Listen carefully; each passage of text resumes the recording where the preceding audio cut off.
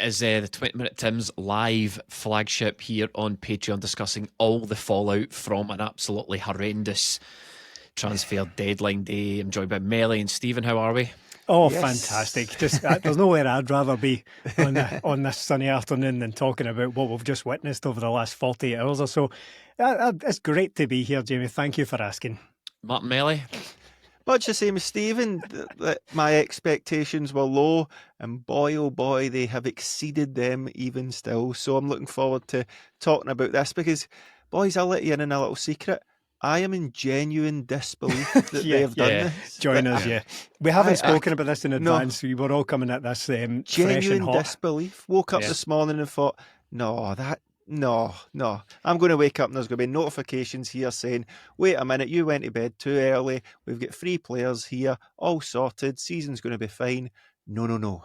I was I could scarcely believe what I was watching unfold yesterday, but at the same time could absolutely believe what I was watching unfold yesterday. Stephen says it all the time. Yeah, it was one of these things. It was like, I can't believe this is actually happening. It's like, oh, by the way, apologies, I've got the cold, but it was it's like watching a meteor crash or watching 9/11 or watching something like that, something that you've heard about and you're actually getting to see it. It's something that we've all surmised about, and you think, surely this isn't it. This isn't. It doesn't this happen isn't to us. Not in real life. No, this is not it actually happening.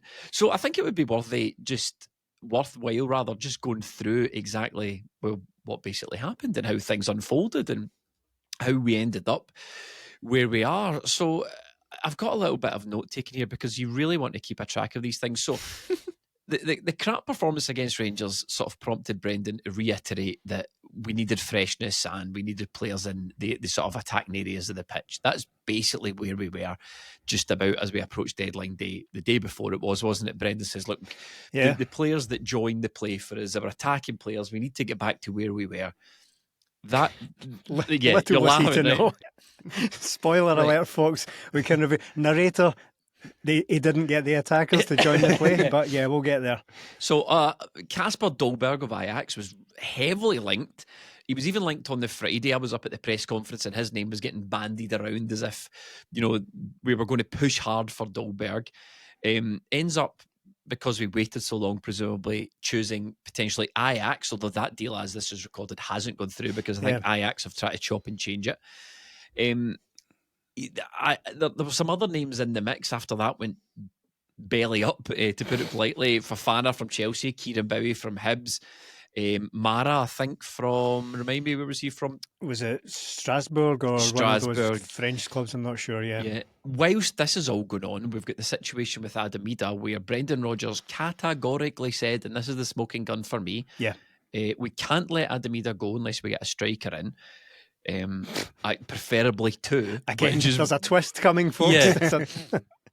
So Maeda's up and down from Swansea, and then eventually he goes.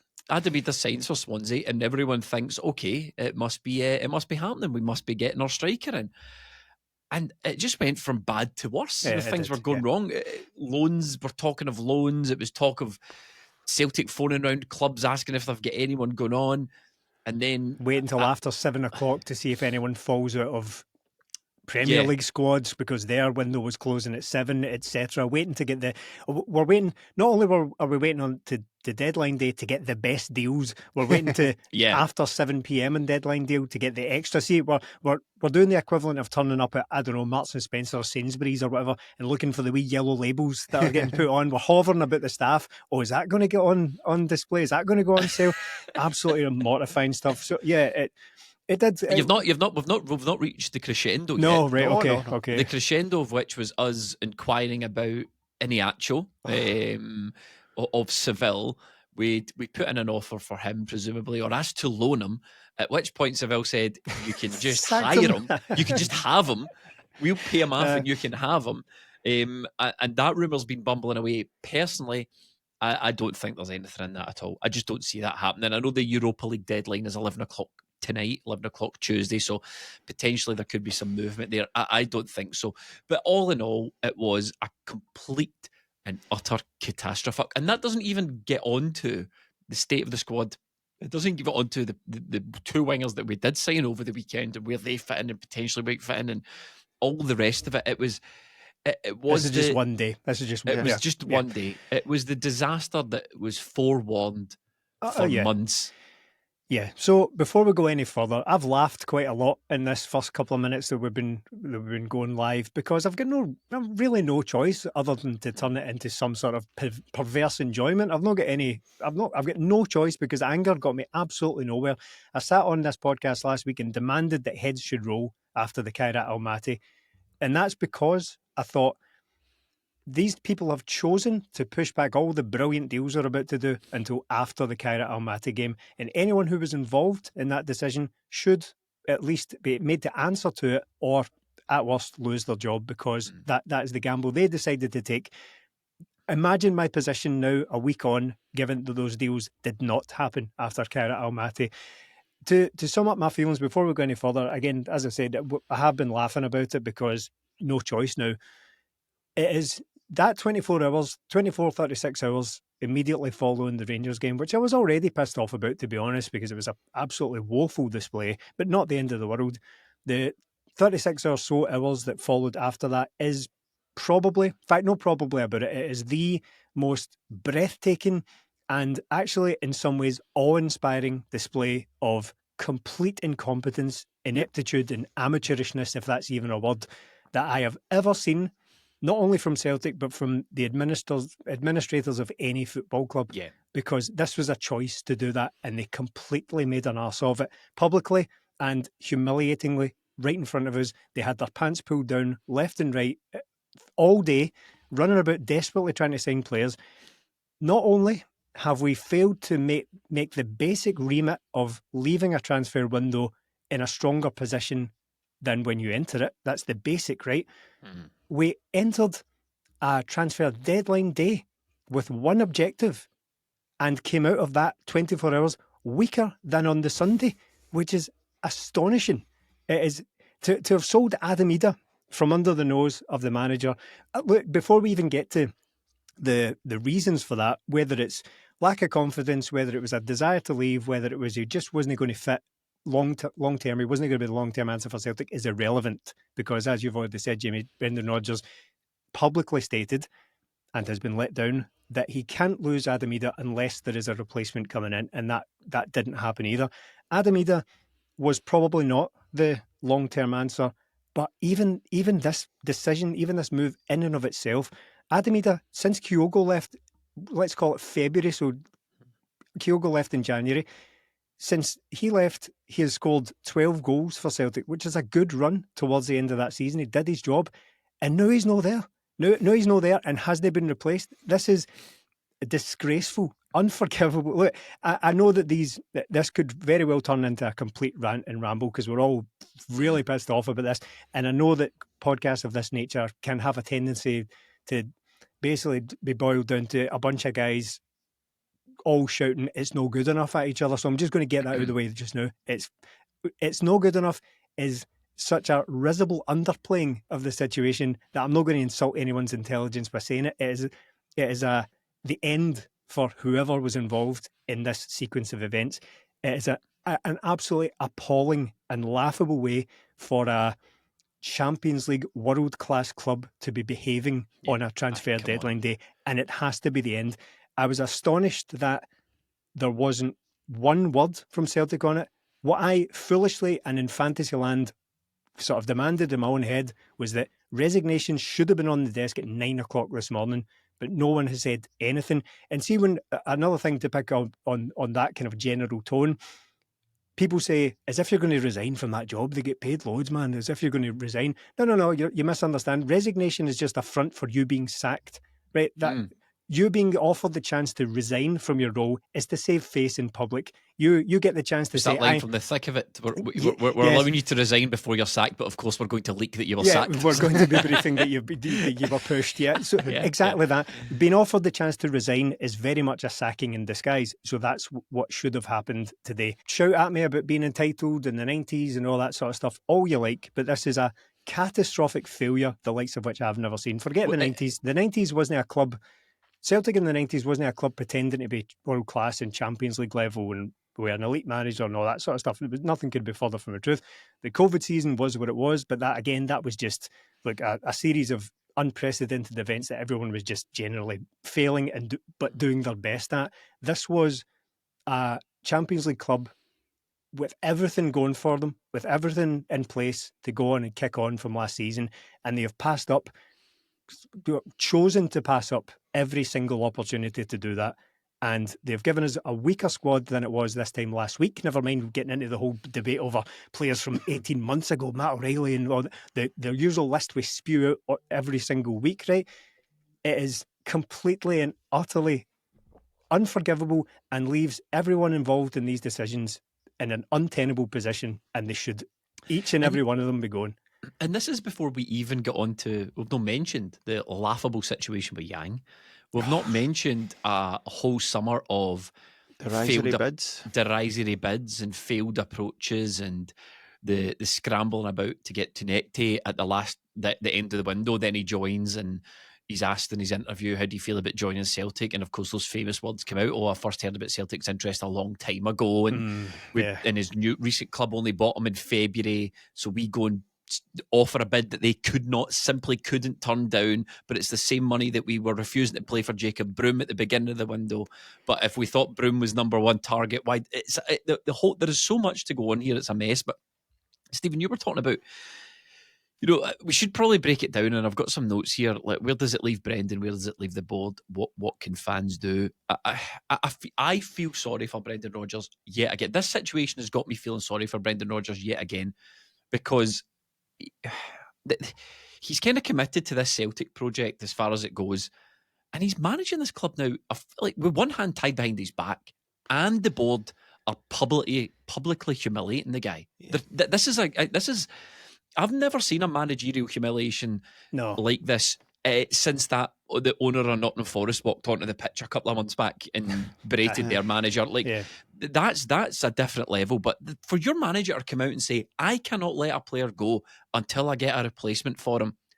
Why? He didn't say this, but the implication is because the team is shit right now and we need all the help we can get. And someone inside Celtic went, I'll take the 7 million, fuck Brendan.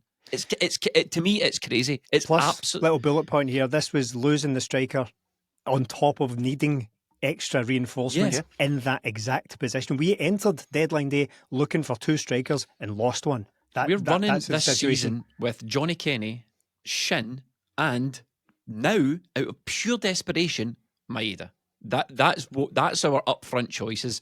Callum Osmond played for the B team a couple of weeks ago. Come on down, son. You've been promoted because we can't get anything.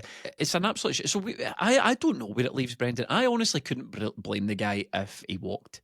I half expect him to walk. I also half expect him to take the sort of pragmatic approach of going, well, look, I can only ask for things and try my best with the squad I've got. But that's a bit meek for me. I think if Brendan Rodgers was honest with himself, and I don't think the fans, this is not the Celtic project he signed up for.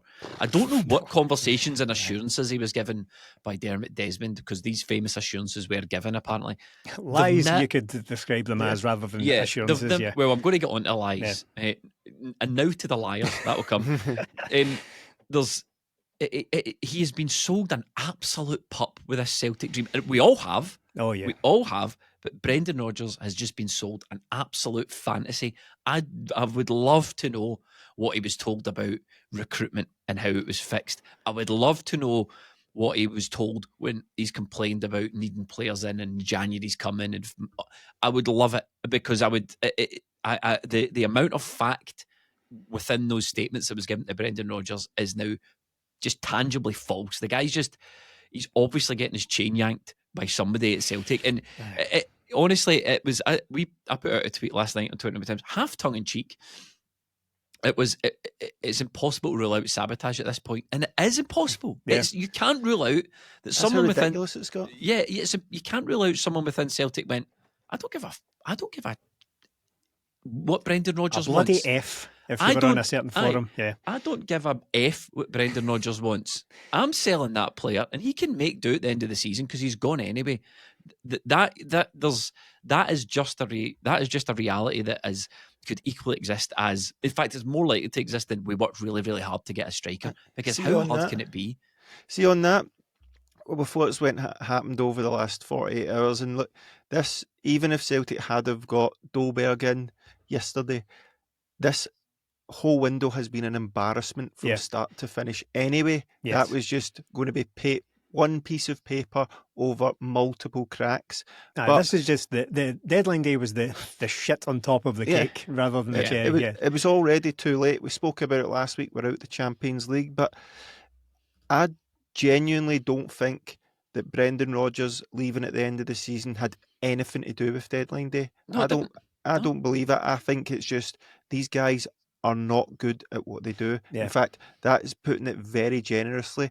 We haven't been told, but it's been put to us that through the silence, we know what we're doing. We'll be fine. We'll sort it. We're this big club. I didn't see a single other big Champions League level, well, even level with Celtic club, running around trying to sign 4 first-team players on the last day of the window. There was clubs, yes, out trying to buy players. No club that I know of was out trying to buy 3, 4 first-team players on the last day of the window for the second, maybe third year in a row. It just doesn't happen elsewhere. Yet it happens at Celtic. And see if this was some club that had gone through terrible times and they were skint and they were trying to do deals. We were bringing in money left, right and centre. We nearly get extra money for that we didn't know was coming until he failed a medical. We brought in sold Adamida, and then absolutely nothing comes in. So in the last 3 windows, we have failed to bring in a striker twice. Yeah. So this club has gone from so this is the problem. There's like a PR battle going on now. Like, it's his fault. Occam's razor for me. Like, since our current CEO has taken over, right? He took over a club that was regularly beating Rangers, getting into the Champions League with some of the best players we've ever seen playing at Celtic in our lifetime. We're not in the Champions League. We don't beat Rangers, and this is one of the worst squads we've ever seen at Celtic. It's really, really that simple. The degradation of the club under the current CEO. And Celtic fans have got this long history of bogeymen. Like, there's this bogeyman, and it kind of grates on me a wee bit, because as soon as it becomes a bogeyman, it allows everyone not to take it seriously. Oh, the big bad law and all that, and he's pulling the strings. I honestly don't care what the colour, creed, or even the name of the person is that's running the show.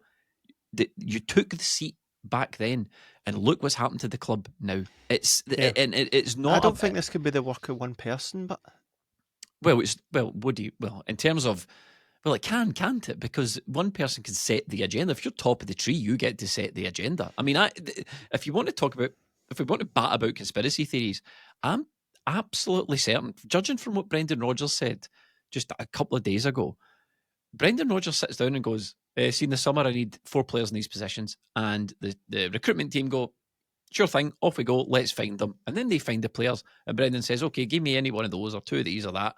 And then it goes up the stairs to the people who make the deals and pay the bills, and they just sit on it. They just ignore it. They just don't phone back. They just put in derisory bids. They make an inquiry about one player and leave it for 8 weeks, and then make another inquiry and then go back. And that guy, so it's as soon as it hits the desk, I am convinced of it. Of the to give people you an idea that pay the bills, as soon as it hits their desk, it goes tits up. So there was a voice note forwarded many times that was doing the rounds yesterday, and this is how ridiculous it's gotten. So to give you the gist, I'm sure a lot of people will have received it, but it was someone explaining what happened with the Yang transfer, because Yang was 1 foot out the door. He was basically 2 feet. 2 feet. He was basically clicking the pen at Birmingham about to sign for them, and it gets dragged up the road. We are led to believe, and it's the reason I'm even bringing it up at all is not because it's a good laugh. It's because it's perfectly feasible. It's perfectly believable that the content of that voice note contained a description of Michael Nicholson having everything agreed and then just chucking it, then just started refusing to answer his phone. He was dealing with something else, and that's why it fell apart. That has led to further speculation that that's why the Inamura thing fell through, because Birmingham were no longer willing to deal with us because of the lack of professionalism displayed in that transfer. Tom Brady's going to slate us in these Yeah, documentaries, he's going to call us douchebags in this documentary. That's been a rumour all summer, by the way. I think I might have put that in the Discord because someone mentioned it to me months ago. Credence just now. We're sick of agents. Got sick of Celtic. Yeah. Agents just get sick of us pissing about. That's another just a very small symptom of a greater disease here as well, because we've also, on the other hand, on deadline day, failed to find any moves for any of the guys that just 2 weeks ago everyone was saying, right, I like the look of these players, but they need a loan just to kind of sharpen themselves a little bit, just to get a bit of experience. Failed to find loans for Inamura, which is what everyone said he needed. Failed to find a loan for Johnny Kenny, which is what everyone said he needed. Johnny Shin Kenny. as well. Yeah, Shin. Everyone was talking about how he needs a loan. But failed to do any of that. The strikers are separate from Inamura, because that just happened because we completely and utterly failed to sign a striker and sold the main one. Whatever anyone thinks, right, Maeda was the main striker. He finished last season. I've already described that goal run he went on. He scored 6 in 5 games, including in the build up to the cup final. He was banging in goals. He was the main striker, and now have punted him. And so that means you can't get rid of Johnny Kenny or Shin or anybody. Can't get out and get experience. Johnny Kenny's a guy who didn't make the bench against Rangers, and now he's been promoted to arguably even number one guy now. Who knows? But Inamura was quite unique in that we signed a backup left back, and it was pretty clear that Inamura has no place in the squad now. So hey, let's go and find them a loan. And some windows are still open, right? That might still happen, but it's an accident. It's a total accident. And that leads me back to the behaviour on transfer deadline day. It's not only about the either combination of failure and refusal to conduct business professionally, right? It's also about the complete and utter, it's bare in front of us right now, the complete and utter lack of any semblance of a plan whatsoever. Yeah. Are you telling me that signing Fofana from Chelsea on loan was the plan all along? See, when we lost Kyogo almost 9 months ago now, the plan was we're going to get Fofana on loan on deadline day. It's preposterous. So there's zero credit here, zero whatsoever. I don't want to hear about trebles from years ago and all that, because what we've found out now is that there was a brilliant post, someone screenshot it, and I'd love to give the person credit. I can't remember who it was, but it was another screenshot that was made its way into our Discord and some WhatsApp groups. Someone on a forum, I think it might have been the Huddle Board, who said that this belief that these guys are all in these positions because they're super intelligent and super switched on and they're just inherently better and smarter than you isn't true. These guys have just got into these positions because of their social class and their personal connections, and they're bluffing it. We all know people. In fact, to an extent, we've probably all had jobs where we felt we're just making it up as we go along. It's just them, and they're getting paid high six figures a year to do this. They have proven themselves now time and again. And again, this is about the present, not about trebles that were won years ago now. In the present, they are guys who are incapable of operating a football department, a football club, separate from the profits and all that, right? A football department at the required levels. It's so clear. We've got a bunch of lawyers and accountants who have done well for themselves in those fields, but now they're playing at Football Manager because they think it's cool, because that's what they want to talk about. Nobody wants to hear about the law firms and their dentist office and all that on the golf course. They want to hear about the football club, so it makes them feel cool. Those are the guys we've got conducting deals for us now, and it's so transparent that it's unbelievable. We're turning up to clubs like Go Ahead Eagles and whoever else we were dealing with on transfer deadline day. That was the Go Ahead Eagles thing was a bit earlier. Anderlecht, we couldn't get a deal done for the striker. Yeah, so we're turning up so long. Someone else came in and stole him. Yeah, so we're turning up to these clubs. And there are various sizes. Maybe they're comparable to Celtic. Maybe they're significantly smaller than Celtic.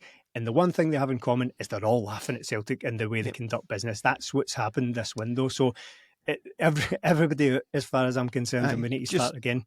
Just before we move on and to finish off what Stephen said, it has to be a clear out here, because you can say it's Michael Nicholson, Jamie, and that's you're well within your rights to think that's him. But from what I have heard Brendan Rodgers say, all he talks about is going to see Dermot Desmond. Now, so if he's going above Michael Nicholson to see Dermot Desmond is a huge, huge problem here as well. And You can say, I agree with you, Michael Nicholson should go. It's far too big for him and he's made an absolute mess of this. But this has been a mess for years. It's been manager after manager after manager after manager saying the exact same thing at the exact same time every single year. That predates Michael Nicholson. That predates a lot of guys there. There is people in here that we don't see that are behind the scenes that have got shares in this club that are trying to dictate what we are doing. These are not football people. They don't have a clue what they're doing. They might have been doing it good at one point. Football has completely moved on and left these guys behind, and this is where it gets us. But It's not cost us yet domestically. It's cost us in the Champions League. Yeah. 5 Champions League qualification failures in a row has cost Celtic millions, and now we're at the point where we are again relying on Rangers being a disaster. Yeah, but it is. But, so Dermot Desmond owns the club and he wants it run a certain way. But see, if he asks you to do, you don't have to do it. You know, what is Michael Nicholson? I am just following orders. Every time that guy goes out for his dinner, every time he shows up at Celtic Park, he's getting absolutely hounded now. The guy's going to get hounded out of a job, and I'm not instructing anyone to do that. That's just a matter of fact. He's the guy that people see as in charge. Peter Law got it. Does Michael Nicholson want it? Because that's basically how people are going to view it. It's never going to change now, is it? Because it's going to be. But he doesn't have to take 800 grand a year out of Celtic, call himself a Celtic fan, as Stephen said, turn up to the golf club, get the pats in the back, and be failing. But now we're at a point of no return here, because it's Lawwell, it's Desmond, it's Nicholson. These guys, this is them. They're tarred with this brush for good now, and the longer they stay, we're still going to have these. Oh, it's Lawwell behind the scenes. It's Desmond. There's no smoke without fire here. Everybody knows that Desmond has been doing things all over the years, because none of it can be. It can't all be made up. Yeah, I don't doubt it. My point is, it doesn't. I agree with what you're saying. I think Dermot Desmond drives the direction of the club. But what I'm saying is that doesn't mean Michael Nicholson's an innocent, passenger on this. As well. On this journey. And I think that I want to get back to you guys' thoughts on Brendan, but we've just done the board thing, so we'll go back to front on it. But I think the difference now is that as fans, we have heard every excuse. We have we've seen every statement. We have heard about the reviews. We've seen managers, including this one, pushed out in front of cameras to defend it.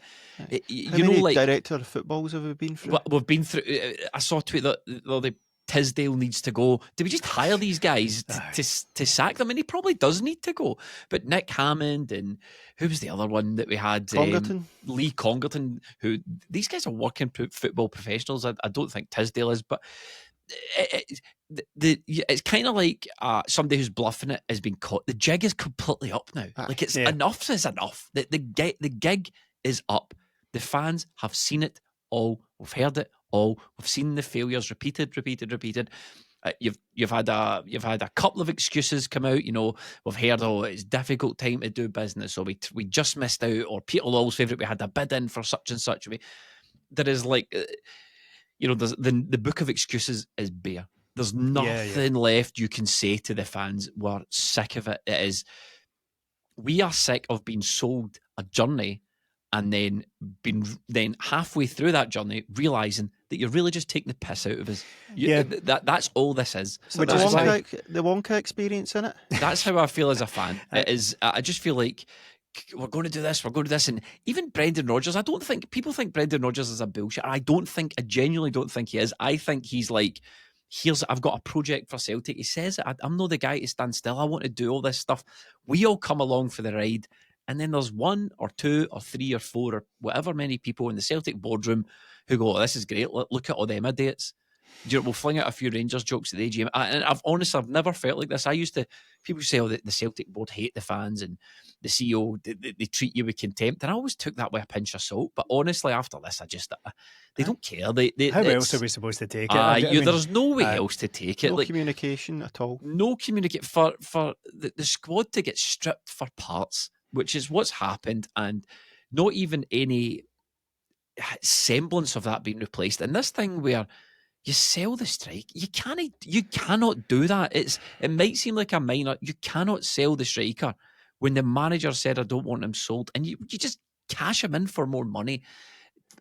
I honestly, enough's enough for me. It's the see with the striker thing as well. They had to let Adam Maeda go because they let him go down to Swansea. He came back. They had to let him go again.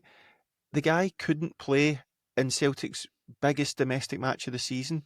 Yang couldn't play in Celtic's biggest domestic match of the season because they were both more than halfway out the door. Aye. So you've cost Celtic in over a season, and you've cost these guys a part of their career, and you've made yourself look beyond amateurish. And by the way, we've been told that a number of times now, and everyone just ignores it because of who it's coming from. So, for example, just quite recently we had Benjamin Siegrist come out and say, by the way, they treat players like absolute shit. They're amateurs, they let you down, they tell you one thing, they do another. And at the time it's all met with, oh, look at this dud, this crap keeper who's mouthing off about Celtic, small club, wherever he is playing, I don't know if he even is. Previously we had Carlton Cole come out, who's, I mean, look, had a good career. He's played at major clubs like Chelsea and whoever else he's been at in his career. He came out recently and said you'd be surprised at how amateurish it is behind the scenes there. And again, everyone's like, oh, that guy couldn't have scored in a ball, whatever it is, right? So we're being told this over and over and over again, and we're just like, it's like one of those things. It's like, we're allowed to say that. We don't want to hear it from outsiders, and we've ignored it. And here it happens again. We've messed these guys about something awful. We laughed about the Tilio thing earlier in this window, but again, I specifically remember laughing about how we're just compromising these guys' careers for the sake of just this like ineptitude behind the scenes, because we're cancelling deals for these guys because we can't replace them. And it's come to the point where Adam Maeda and Yang don't know if they're coming or going. Turns out one's going, one's staying. It's obscene behind this whole sham that is the Celtic hierarchy at the moment. So I feel bad for those guys. Adam Maeda, as I said earlier, before we even get into the details of why he had to go, I just wanted to make it abundantly clear that that's a separate issue to just punting your main striker and no replacing him on deadline day. And it's mind-boggling. I've never seen it in football before. No. Matt, see, during the day, right, I left a voice note in a group with some Celtic fans. Mel, you're in it as well. Early afternoon, where I was making that kind of joke where I was like, see, this is so bad that I'm actually starting to laugh about this because I can scarcely believe it's happening. That was 1 o'clock in the afternoon because I still believed. But I'll be made to look foolish later on. We'll have a laugh. We'll have a laugh about this later on. But I did say that. I was like, this is getting to that point, like, kind of like the COVID season where we seem to be just getting beat off Ross County every single week now. It seems to be multiple headers from corners. We're just conceding them for the same players. It's getting to that stage, and I'm actually just like kind of aghast at what I'm seeing, to the point where I'm like laughing. But that very quickly, like later on, that quickly just turned into sheer and utter disbelief at what I was witnessing. As I said, I've never seen anything quite like it at all. And it's multiple failings, just so many failings across 24 hours, including what we've just said about those poor guys that, again, maybe people more or less sensitive to those sorts of things will just be like, oh, tough luck. They get paid loads. You can do what they like with them. But that, well, you might hold that view that you can afford, that you can, because we're a big, massive club and these are just players and, fuck them at the end of the day. But what it suggests is a complete lack of any sort of semblance of idea behind the scenes whatsoever. Totally. You don't know what you're doing managing players either, as well as... Word gets around, doesn't it? Yeah. So agents are going to be at Celtic, like, don't bother going to them. If we are wanting to be this player trading model, players are going to go, here, they were holding players hostage towards the end of the window because they couldn't get them, and other teams are going to be, Celtic have bid for a player that we're not even going into negotiations with them because they're not going to play ball. We need a clear out here so Celtic can start afresh and go into this transfer window, the next one, and go, look, that was the old way of doing it. We're not doing that anymore. But it's not going to happen. There's going to be no change. So just a minor point. We signed Balikwisha, we signed Tanetki, we've got Daizen, we've got Jota, we've got a team full of left wingers here. As an aside, I'm really right off Jota, by the way, because he's not going to be back playing till January, probably at the earliest. and the guy's missed near enough 2 years before this. So he's going to pick up injuries between January and the end of the season. And we've got players going to the African Cup. The 2 players we've signed are going to go into the African Cup of Nations as well from late December into middle of January. It's a desperate scramble. It just reeks of a desperate scramble just to save face and get anything across the line that we could. Melly, where does this leave Brendan Rodgers? In a very difficult position, mate. I think if we had recorded this straight after the Rangers game, Brendan Rodgers would be copping it here right now. Being at the game myself, I felt a real turn in the fans, because even when Celtic were playing the ball back the way to keep possession and it was the right move, people were furious with it because that felt like that was all we were doing.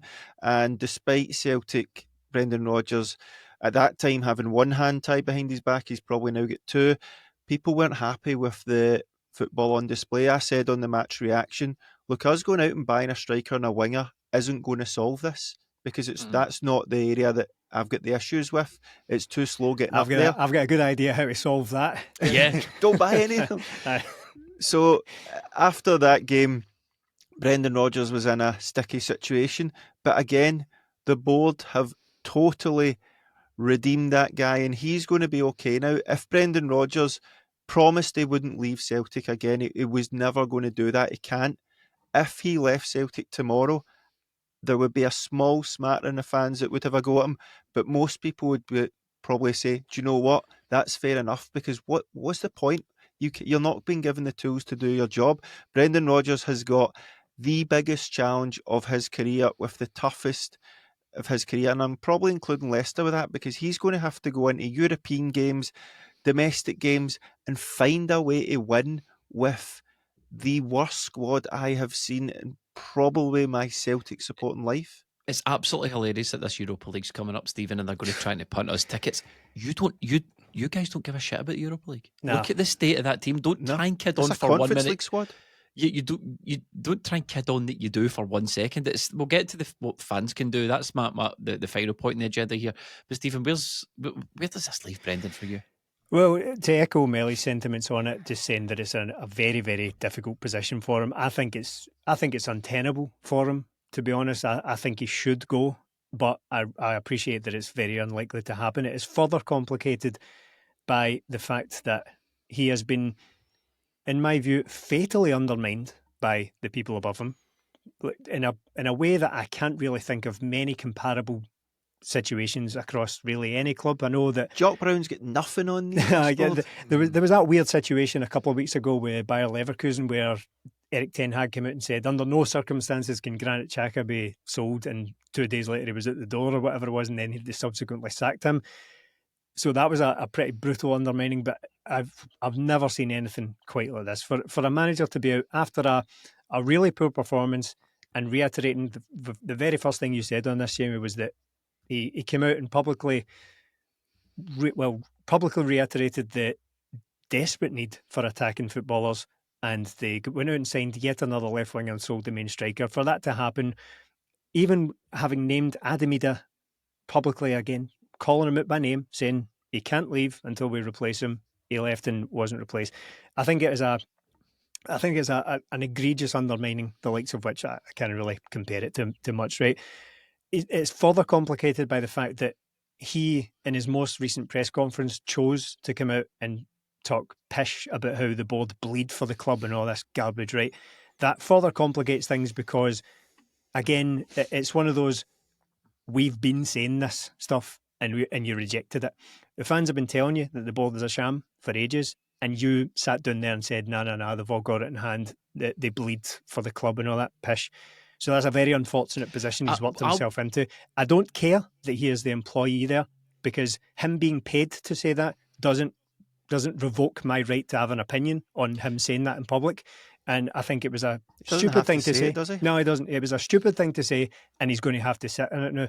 So it's it's an extremely complicated situation.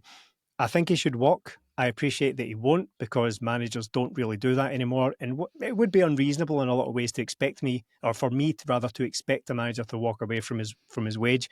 But that's separate to the issue of self-respect here. A self-respecting manager in an ideal world would walk from that, from such a such a critical undermining from his bosses, a public humiliation. He should walk away from that. And again, I know it's his job, but that doesn't revoke my opinion that I don't care that you get paid for this. It's not right, but is this maybe a good thing for Brendan Rodgers' reputation with the Celtic fans? Because like I was saying, Sunday after that game, like you've been saying as well, Stephen, it's done at the end of the season. We're not going anywhere with this style of football. Now, there is absolutely no focus on that at all, because no matter what happens, what results Brendan Rodgers gets, he's going to be, well, what can I do? You have left me with Johnny Kenny and Shinya Maeda when 8 months ago I had Kyogo and Adamida I call upon. He's left here. I'm genuinely worried about how Celtic are going to win domestic games rather than European games. And Brendan Rodgers' style of play will come under scrutiny, but everybody will just go, but what can he do with these set of players? We're probably in a position now where on Sunday night I was like, I'm looking forward to the time when Brendan Rodgers is not the manager, to now I'm going, I'm so glad that we've got Brendan Rodgers, who's a competent manager who might be able to steer us through this and somehow win this league. The whole Brendan Rodgers second time around thing has, for me, just been the biggest wasted opportunity that I can a foresee. Damp squid. Damp squid. It's the whole thing's been a wasted opportunity. We bring in a manager, and we just do not facilitate the project that he's trying to embark on. And a treble winning squad in any kind of way, and he gets us somewhere last season, and the club just think they don't rest on their laurels. They don't not build on it. They just bin it. They just destroyed what Brendan Rodgers chipping away at quality. They've bulldozed the quality. And look, we've got two wingers in. We don't know how good they're going to be. We really don't know. They might turn out to be excellent footballers. I'm very, very sceptical about that, because Balikwisha, we chased him for 12 months. So that deal could have been done at the beginning of the... I know it's so basic. And see, on that, Jamie, before you move on from that entirely, sorry to jump in, but I remind you what I said a couple of weeks ago, mainly in jest, for the purposes of a wee gag on the podcast. The recent record, the track record of this board and the recruitment staff and whatever it is, whoever it is that's involved with these decisions, you would be safe, I would be safe right now saying both these players are going to be pish, and I will be almost certainly right based on the track record of the recruitment. Now, I've seen Balikwisha play a little bit at Ibrox. I've never seen Tunekti play in my life. The safer bet would be to say they're going to be garbage and see how the chips fall. Very sceptical about players that come from the Swedish league. Very sceptical about going out and blowing, just basically giving this club an offer they simply could not refuse to take for a player that they only signed in February. They couldn't refuse to turn it down. So it just seems screams of desperation. Yeah. Our signings this summer outside of Kieran Tierney, because you're not getting credit for that because it's Kieran Tierney. It's a guy from the Danish league, a guy from the Swedish league, a guy from Belgium, from the Japanese league, and the Belgian league. How much did we save waiting on Balikwisha? Because we seem to have paid a hefty fee for a guy that's got less than 12 months on his contract now, when all of a sudden, and see if they're going to say, look, his club wouldn't deal with us, they wouldn't sell him. That's absolutely fine. Don't sell our players then, because Nicholas Kuhn went nearly 2 months ago. I think it's weird when something like this happens, because there's so much to say, and there's also not an awful lot to say. We've managed to fill 45 minutes doing it, but we all kind of saw it coming. And it's been for weeks. It's been forewarned, and everybody's. And Mel, you said it's been sat here for weeks and months, and that, whilst that's true, we're talking about years. We are saying you can't conduct your business like this, because one day it will bite you in the arse. And there's been many, many fuck-ups during this transfer window, but to be publicly humiliated as a club over your pursuit of a striker. We sold our striker and we desperately tried to get one in when we needed two good ones. I don't know why you, to put it simply, you're unable to buy footballers. What's the problem? You can't buy a footballer, and that's your job. That's your job. That's what it comes down to for me. And positions are untenable here. It's not. I just keep wanting to say it's no. I want somebody's head on a platter just for the sake of it. It's because I'm angry. You can't run a club like this. You can't expect supporters to buy in. And people are saying, well, what can supporters do? And there's there's things you can do. There's also very little that you can do. I mean, the problem is people are saying things like podcasters should unite, start a movement and all that. Honestly, I'm not sure how much people really appreciate being. You come to us for our opinion. You don't come to us for us to tell you what to do. We're not going to say, right, everyone, starting tomorrow, we're going to burn our Celtic ships, because you're not going to listen to that. And I wouldn't dream of it, quite frankly. It's not my position to do anything like that. No. It's not our position as podcasters to do that, really. Oh, I want to say, by the way, I mean, that's not me. You've burnt your Celtic ship, haven't you? Yeah. That's not me washing my hands of it. I want to be absolutely clear. That's not me washing my hands of the whole situation. What I'm saying is I'm never going to position myself as some sort of leader of the Celtic fans. And we just don't have that level of influence, I don't think. I really don't. Even if we did, it's not my position to do that. Even if people did come to us for some sort of leadership, which is extremely unlikely, it's not my position to do that. But one of the most galling things about this is that look, this will settle down. And it'll happen all over again next year. I don't. Well, not to this extent, but what will happen next summer is that we'll go into a transfer window and people will say, calm down, there's 2 months of the transfer window to go, for fuck's sake. Calm down, there's 4 weeks left. Calm down, there's 2 weeks left. Calm down, there's a week. Calm down, we're going to get all the business done. But it'll happen again. I'm certain of it. Well, I think we're at something different now. I really do. I think, and the point I was making there was, what can fans do? There's quite a lot you can do as fans. You can decide if you want not to take up your Europa League package.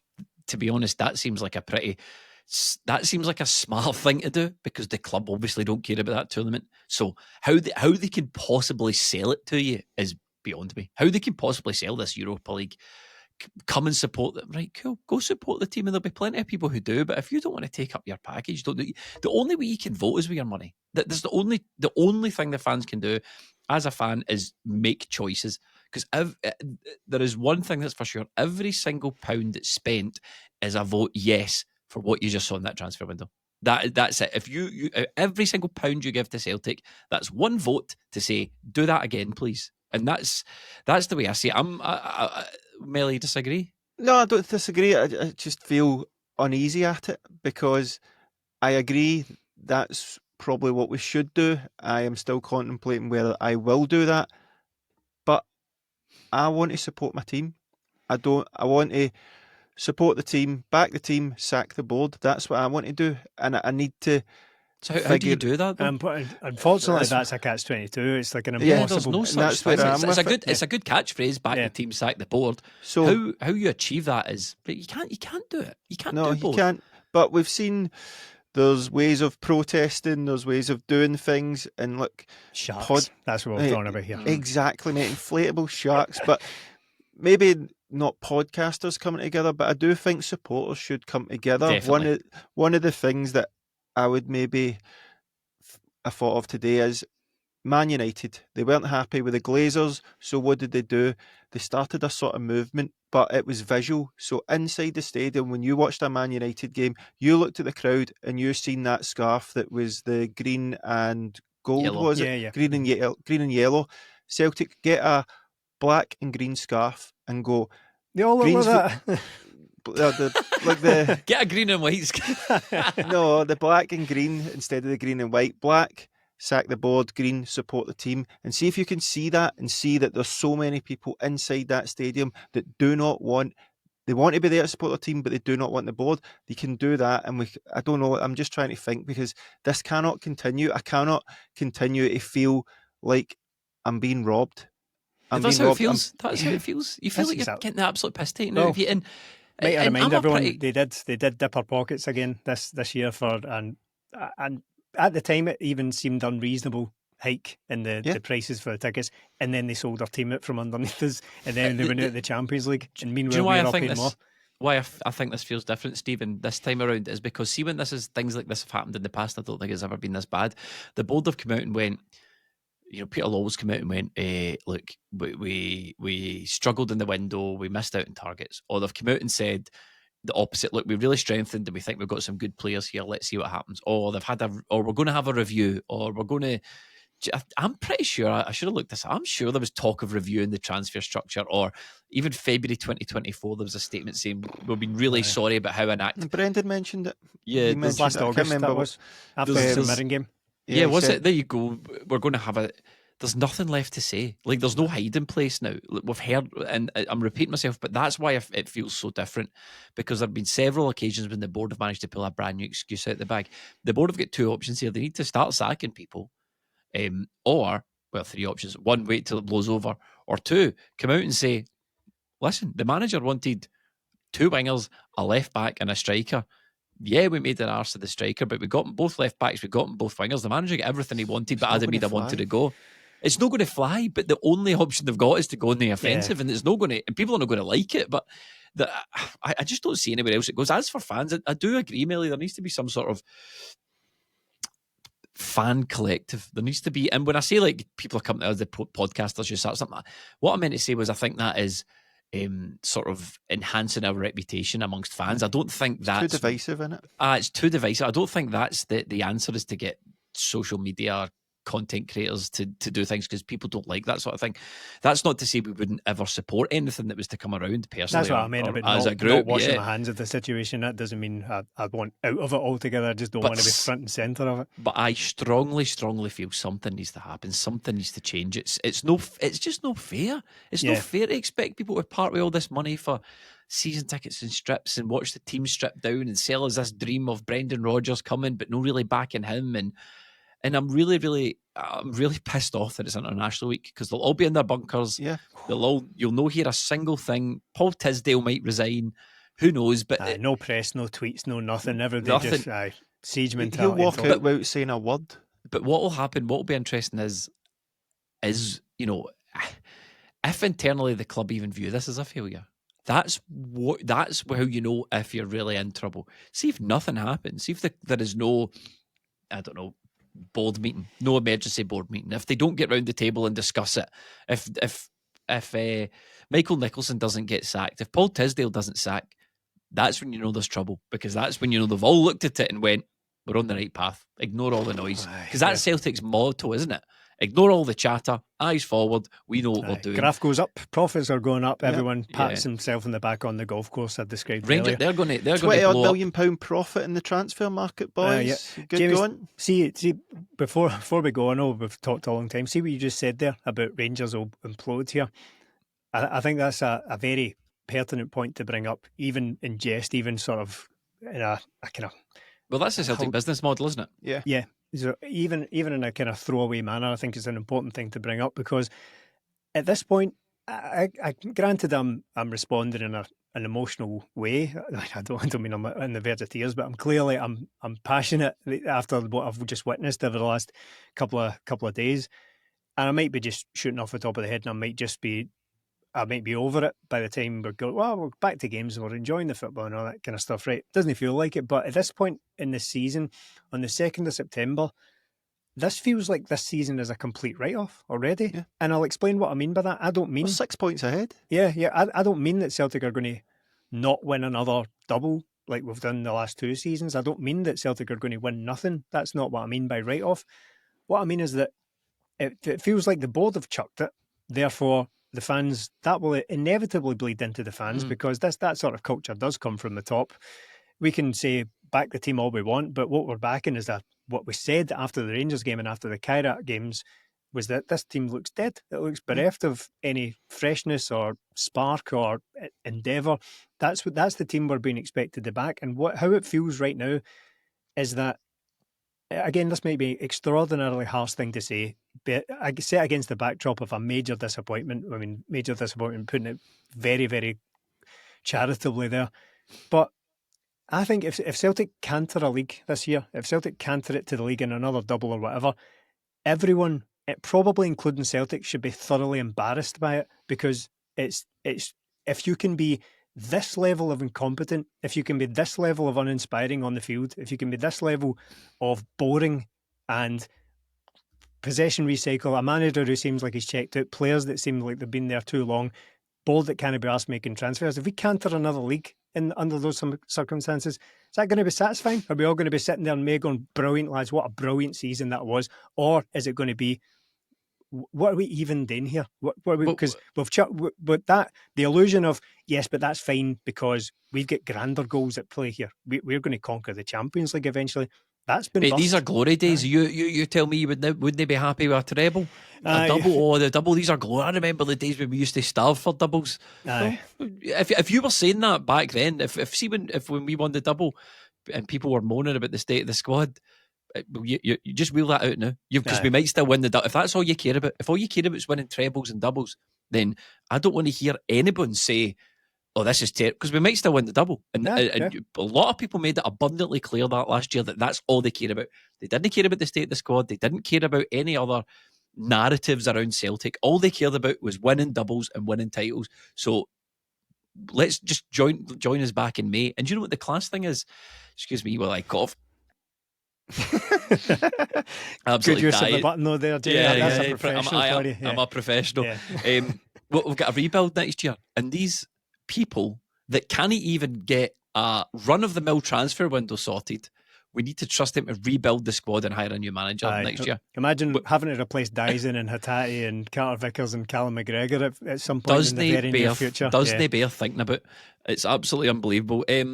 That's us nearly hit the hour. Any final thoughts from you, gentlemen, before we wrap up this sort of? We were going to. The reason we're doing this live is because we were going to get in the studio and get the video and get it edited, but then it was an absolutely unmitigated disaster, and we just thought I know we need to get in front of these cameras, and we need to get live and just discuss exactly what we think. We can't leave people waiting until Wednesday before they see this. With it all figured out, we'll just postpone it one day, and then we've got all those deals, all those juicy deals to talk about. So poor Alex. Poor Alex is phoning Melly going for me to do. Unbelievable. He's wanting about with a bowl. Just please can I have some work 20-minute Tims? But sorry, mate. Looking like Tiny Tim trying to get a transfer scrap. Listen, thank you so much to everyone who joined us on this live. We showed it on Patreon first. If you want to support us on Patreon and get some scouting podcasts for all the Celtic's European opponents and the smattering of players we signed as well, and some extra videos and writing and Q&As and all that good stuff. Patreon.com/20minute Tims is where you can find us. Maybe back to talk about Ian Acho just a couple of hours. I was in the Discord there, Stephen, and I see a bit of patter about Bamford. Oh, Stephen McGowan is apparently saying that there's Patrick Bamford might be the plan all along. Folks. Listen, just while we're touched on the Ian Acho thing, we might as well address it, because by the time a lot of people watch this, we may have signed one or two other.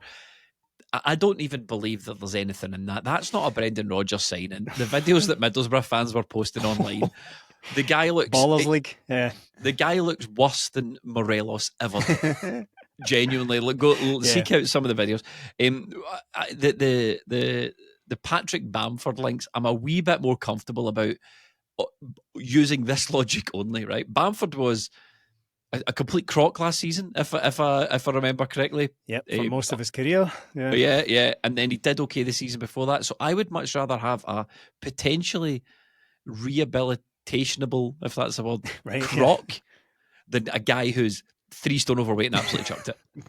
And that's what we're looking at right now. You're looking at an absolute disaster, an absolute crock, or an overweight option. What a final thought that is. Perhaps a metaphor for the entire thing. Well done. And that's it. So thank you so much for joining us. We will be back through the week with, I'm sure, more content and calamitous Celtic. It's going to be an interesting couple of weeks, because there's no way they can't say anything. And honest to God, if they wheel Brendan Rodgers out, I've got some 2 weeks before we hear from him. I know I've got some thoughts on the Rodgers thing as well, but unfortunately we just can't cover it all. But I'm sure I'll discuss it in another podcast, and we'll catch you very, very soon. Thank you so much for watching.